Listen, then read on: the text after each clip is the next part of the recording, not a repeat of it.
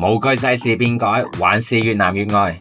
其實一直以嚟都有好多人問我，點解一啲唔錯嘅練歌房，明明其他人去到就心花怒放、手舞足蹈、樂不思蜀、心滿意足，而自己去到呢，就苦中作樂、悶悶不樂、強顏歡笑、無厘頭鳩。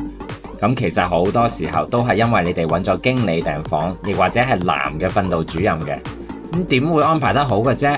佢哋父兼母職啊，仲邊撚度有母愛㗎？咁啲女又點會俾面佢哋呢？係咪先？啲經理都係傻豬豬嚟㗎嘛，佢哋基本上嘅任務就係訂房。完成咗訂房任務啦，你哋玩得好與唔好，又關佢蛋治咩？練歌房一入去呢，就可以等訓導主任過嚟安排上菜啦。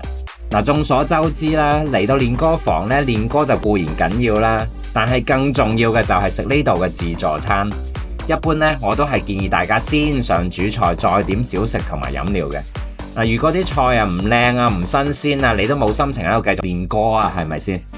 條菜啊生到咁嘅樣，嘥咗啲小食同飲料啦，仲唔快啲走嚿唔唞咩？